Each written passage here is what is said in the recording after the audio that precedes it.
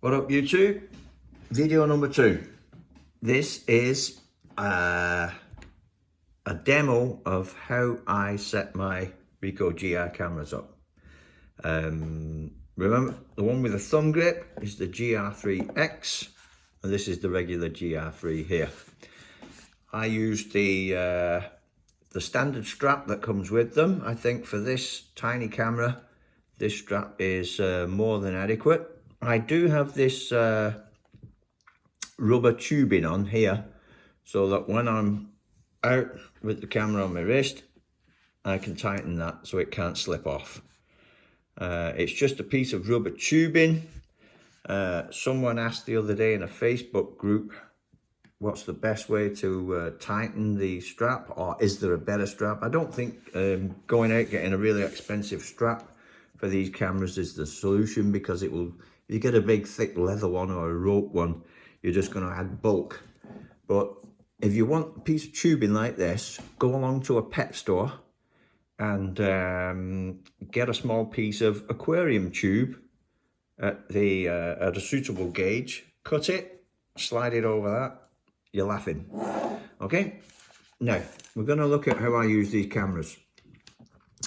GR3X, GR3. The menus are identical, but you will see some differences when it gets to crop factors and things like that. This one, the GR3, is a 28mm equivalent. It crops to a 35 and crops to a 50. This one is a 40mm equivalent.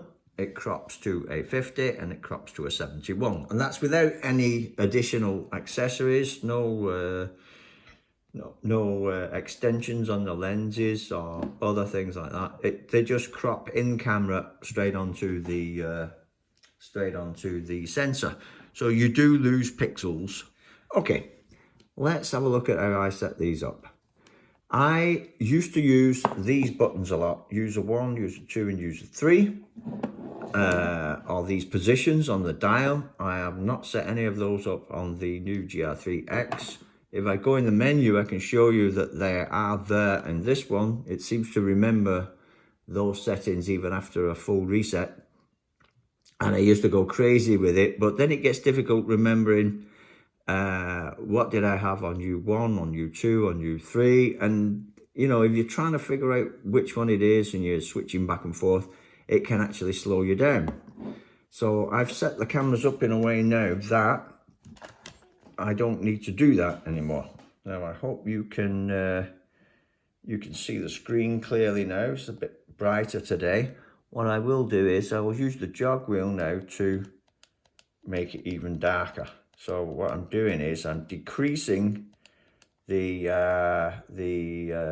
exposure compensation by a whole 5 stops, and now you should be able to read the text a bit better.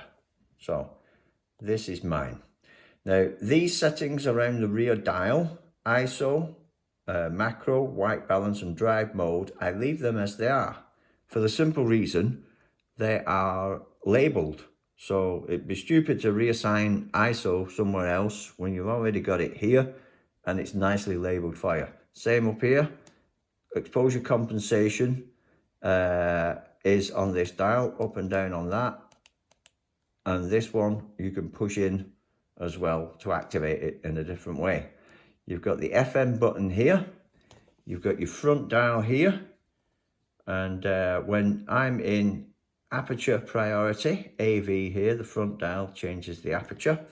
This one changes exposure compensation, which will affect 2 things given the right circumstances. Exposure compensation will change the ISO when that's set to auto, and it will change the shutter speed.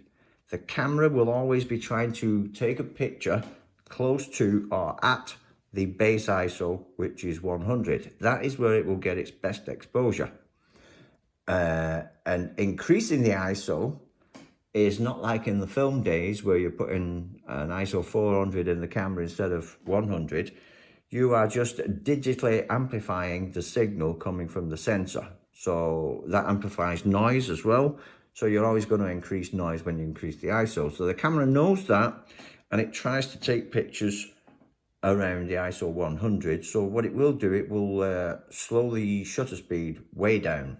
So you might end up with close or at your limit for the shutter speed. Mine is, I think on this one it's 20 or 25.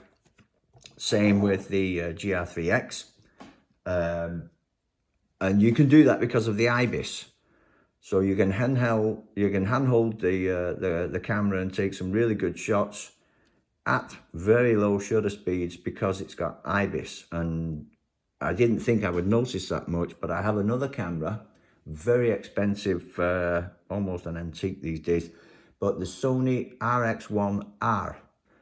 Is a full frame 24 megapixel camera which does not have IBIS, and you wouldn't believe the number of blurry shots I've taken with that camera because I've been used to just going crazy with the Ricoh. The Ricoh really does spoil you. So yeah, the IBIS is a game changer on this one. Little camera. If you support the camera on a surface like that, where you're not holding it in midair, but you can actually support it as well on a railing or something like that, on a bridge, whatever, you can go way down. You can go down to 1 second shooting, no problem at all. And this lens and this sensor will get it because of that IBIS. Okay, so let's look at my settings. On the jog wheel at the top, this is the adjustment dial, or the jog wheel as I like to call it. It's not an actual wheel. It won't turn all the way around. It won't do 360 degrees. It's a rocker. So you can rock it that way, you can rock it that way.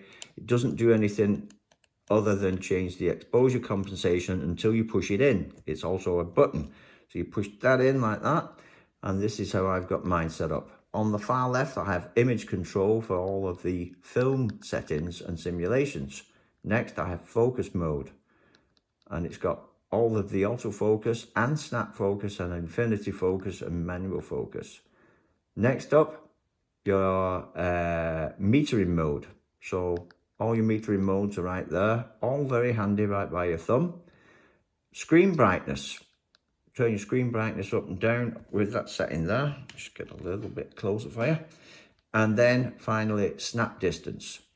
All of these can be changed in the customization menu in the main menu down here. Okay. Now, to get out of that, either press OK or press the menu button to cancel and go back out. Now, my FN button here, that is set up to exposure lock.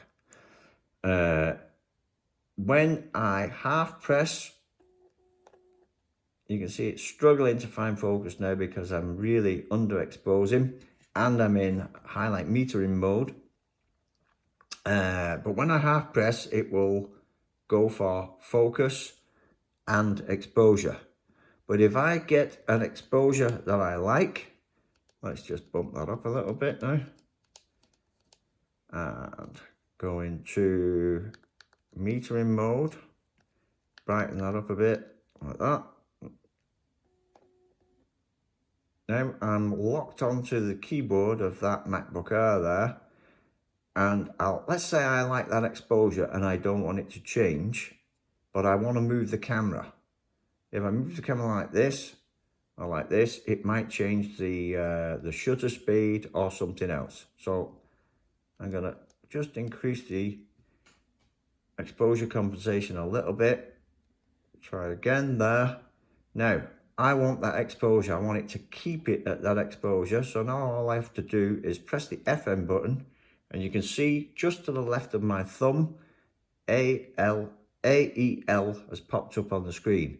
That's exposure lock. So now I can go like this, focus and take a shot, and it kept that exposure I selected because the FM button locked it. Okay, press the FM button one more time and it will release that lock, and then you can get a new focus and a new exposure. Okay, so that's how that works. This is not standard, by the way. You can change all of this, and I'm going to show you in a minute how to do that. Now, the other things are here on side. the movie button. Everyone knows this isn't a movie camera, so customize this button to do something more useful. It's a button that is responds to two different forms of pressure. One quick push, boom, you get the menu up. That menu is the operation of the touch screen. What I want the touch screen to do. Do I want it to just move the focus point? Do I want it to move the focus point and focus? Do I want it to move the focus point, focus and shoot? Or do I just want it to go into full press snap?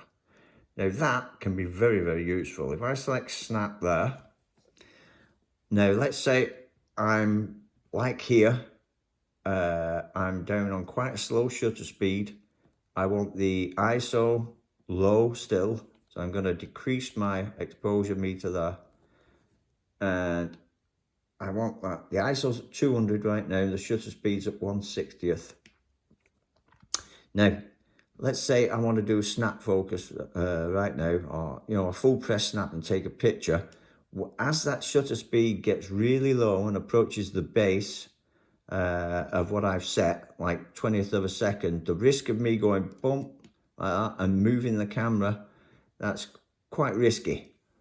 So by having full press snap on the back screen, I can still get autofocus like that, take a picture if I want to, or I can just go boom like that, and just with a feather-light touch, just take pictures by touching the back screen.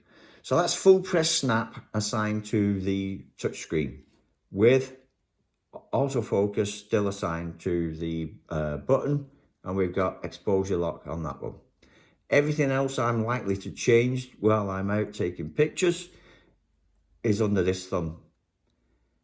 Right, on the adjustment dial, I will usually flip back and forth between, say, black and white.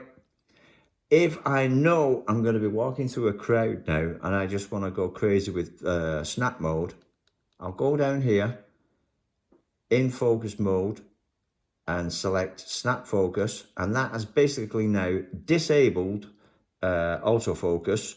So half pressing won't do anything. You can see there's no square coming up. Whatever I do with the camera now, either touch the screen or the shutter button, it will just go into snap mode. So now I'm just a happy snapper. Touch, snap, touch, snap. I'm just snapping away like crazy, yeah? So that's how you set that up. Well, that's how I've got mine set up, should I say. Same with the GRiiX here. Everything is set up the same. The position of these items across the top doesn't bother me at all. It doesn't bother me if the brightness of the LCD comes last. I just want those 5 items on the screen at any given time. Okay, now I'm just going to pause this, and then I'm going to go into the menu and show you where you actually change these things. Okay, so I just had a pause and a drink of tea, and then we're going to go and look at the actual menu. So this is the GRiiX. So we are on in the GRiiX, and now we're going to look at where I set these customizations in the menu. So press the menu, and you want to be out here on the left side and go down to C. That is the custom menu options. So the settings for the adjustment dial, or adjustment mode, jog button, or whatever you want to call it, they are the ADJ mode setting. Press the right side of the rear dial and you get into there, and you can see you've got 5 settings that set up those icons across the top of the screen. So you just go into each and every one of those 5 positions and choose whatever you want. Like I said before, I like to have image control, and then I've got focus modes, and I've got my exposure settings there, exposure metering there in that one, and I've got my snap distance, and I've got screen brightness. Now you just keep going to the right if you want to assign that to something else. Okay, that's how you do that. Now the FM button setting also hides this one. So when I go down to FN button setting there, that will let me set up various things, what's on this dial, what's on this button, and what's on the FM button. So go into that one, FM button, there it is on mine, auto exposure lock, same as the GR3. ISO is ISO, that's on this dial here, drive button is drive button, but the movie and wireless button that I go into there, that is set up to touch AF. So that's the one that brings up the what happens when you touch the screen. And if I go back, the other one, hold movie, a wireless button, that's when you make a kind of long press, put a bit more pressure on and keep it in. And that activates the Wi-Fi. So I keep that as it is because when I'm in playback mode, I just switch the camera off, retract the screen. Did you know you can switch the camera on by this button here? Press that. It starts up without pushing the screen out. That for both of them, the GR3X and the GR3. So now it's on. Now, if I wanted to transfer images over to my iPad now, I would just hold this in and you can see wireless lens settings. So now it has activated a little wireless router inside the camera, and then you connect to that with your phone or your tablet, and then once you've got the connection to it, which seems to work very quickly, then you can bring up the image transfer app, and you can either remote control the camera or transfer the images. And don't forget, with a Ricoh you can even transfer the DNG raw files, so that's really cool.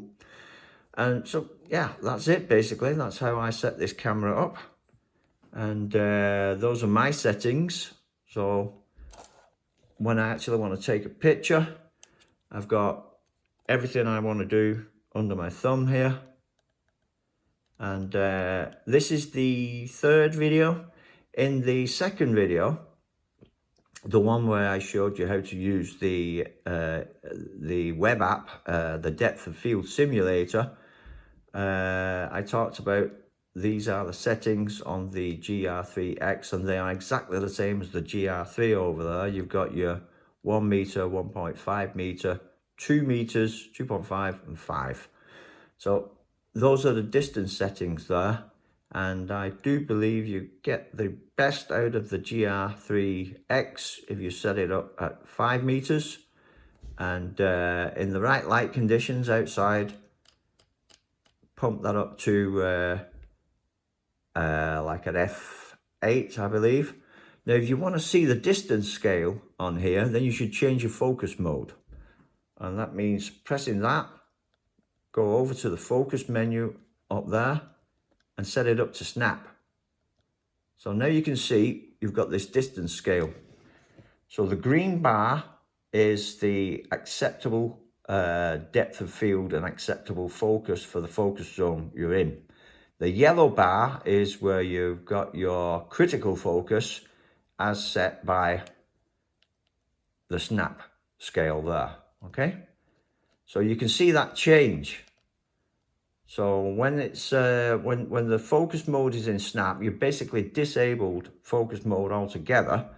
But now when I adjust the aperture, you can see that bar growing. So now I'm up at f16, and you can see the bar is right the way up to infinity at the top and just above 1 meter at the bottom. So in good light, that is going to give you a really good deep depth of field. Go down to f14, it's still on infinity, and you can change. You can see it shrinking away from the actual camera. You know, that distance from 0.3, the black part of the bar there, that's getting smaller, but it's still staying on infinity at the top, all the way up to f8, f7.1, still on infinity, but you know you're closer to 3 meters before you're actually getting something in acceptable focus.